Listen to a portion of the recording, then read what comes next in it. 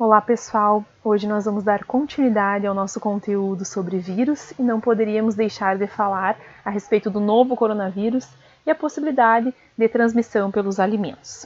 Antes de nós respondermos a essa pergunta, é importante dizer que os coronavírus eles pertencem a uma grande família de vírus que podem causar doenças tanto em animais quanto em humanos.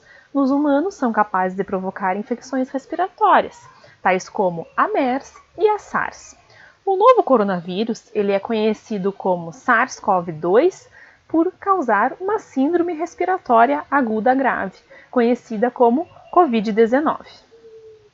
Aqui nessa imagem real, nós temos uma célula humana sendo infectada por vários coronavírus em amarelo. Aqui nós também temos uma estrutura do vírus de forma didática.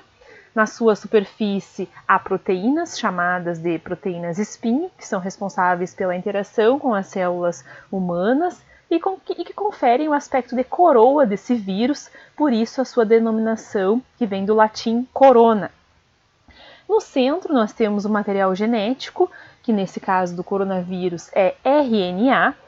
O RNA, então, após a interação com a célula humana, é lançado para dentro da célula e o vírus começa a sua multiplicação e ativa a infecção.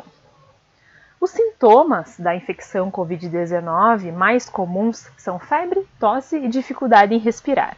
Cerca de 80% dos casos confirmados apresentam sintomas passageiros ou são pessoas que não demonstram sintomas, conhecidas como assintomáticas. No entanto, cerca de 15% são infecções graves e 5% infecções muito graves que necessitam até mesmo de ventilação, o que pode desencadear a morte. E aí a gente vem com a pergunta, o ponto da nossa aula: há risco de infecção através dos alimentos? De acordo com várias autoridades, ainda não há evidências de contaminação pelo novo coronavírus por meio dos alimentos. Não temos informações suficientes a respeito da presença do vírus e da sua sobrevivência nos alimentos.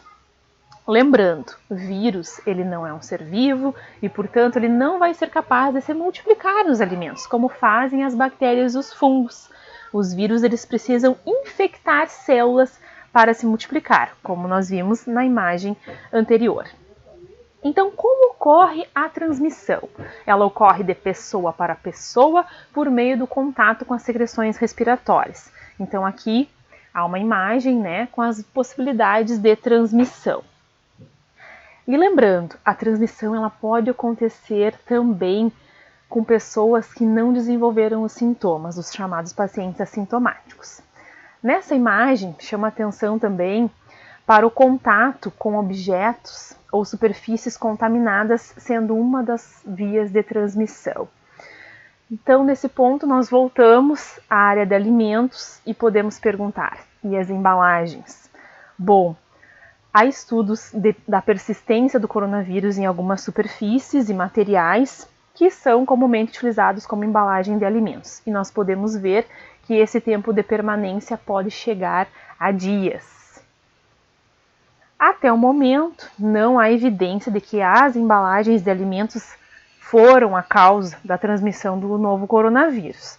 O alimento ou a sua embalagem podem sim ser veículos, podem ter sua superfície contaminada, caso tenham sido manipulados por alguém que tenha a doença. Por isso, é importante sim a higienização de embalagens e superfícies. Entretanto, a importância dessa via de transmissão ela parece ser pequena quando comparada à transmissão pessoa a pessoa. E aí a gente pode se perguntar outras possibilidades. E os manipuladores de alimentos? E as indústrias alimentícias? Os serviços de alimentação? Então, as pessoas que frequentam esses locais, os próprios manipuladores, não vão então ser capazes de contaminar as superfícies dos alimentos se estiverem com a infecção?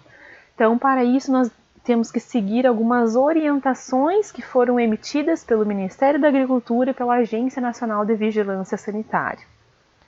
Então, aqui tem algumas medidas de prevenção e controle da Covid para frigoríficos e indústrias de laticínios, emitidos por uma portaria emitida pelo Ministério da Agricultura em conjunto com o Ministério da Economia.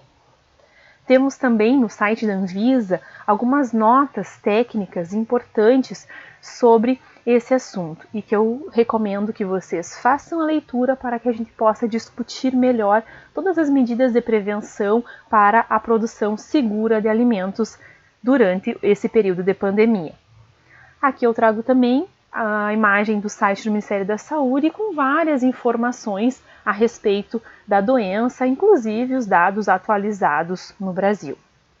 Essas são as referências, eu sugiro que vocês acessem para que então a gente possa fazer uma discussão sobre esse assunto. Muito obrigada e até mais!